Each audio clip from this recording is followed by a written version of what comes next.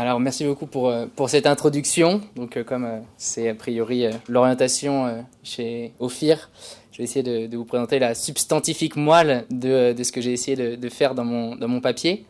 Donc, le sujet que j'aborde, il n'est pas extrêmement original, donc celui des notations ESG et de leur divergence, majoritairement.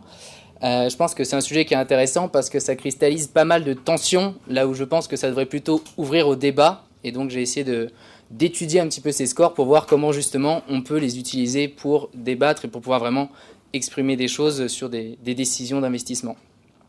Il y a un certain nombre d'acteurs, des émetteurs par exemple, qui militent plutôt pour une convergence de ces scores, et je ne pense pas que cette convergence soit souhaitable, parce qu'en fait des investisseurs peuvent avoir différents avis sur la multiplicité des facteurs ESG qui sont pris en compte dans les scores.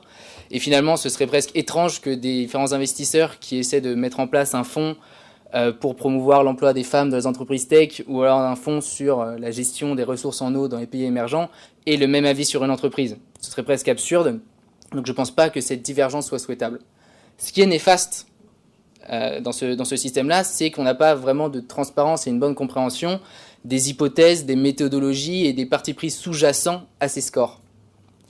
En fait, on peut se retrouver à essayer de comparer deux émetteurs ou deux fonds. Un va être noté à 72 sur 100, l'autre va être noté à double B sur triple A. Donc les deux sont certainement très vertueux, mais c'est un petit peu léger pour prendre une vraie décision dessus.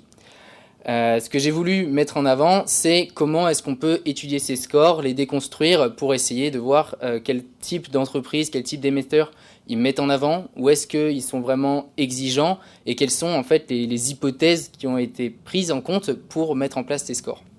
Et ça a deux utilités, je pense, au niveau vraiment de la pratique des professionnels de la finance.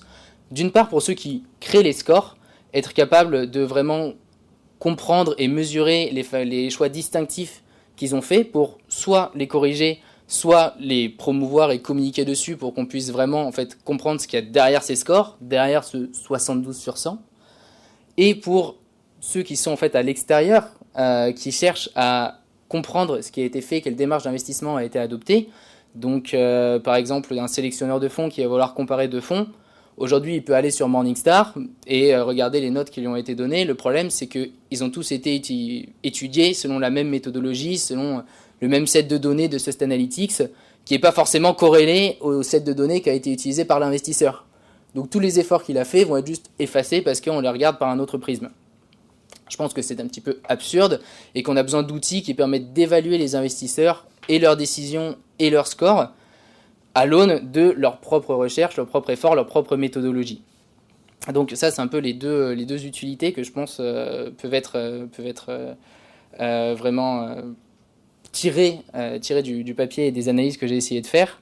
En gros, voilà, pour résumer, la divergence des scores, a priori, c'est un obstacle pour les investisseurs qui cherchent à mettre en place des démarches d'investissement responsables. Je pense au contraire que c'est une richesse pour ceux qui sont capables d'en discerner les vraies raisons et de se les approprier pour mettre en avant leurs démarches et leurs convictions. Merci de votre attention.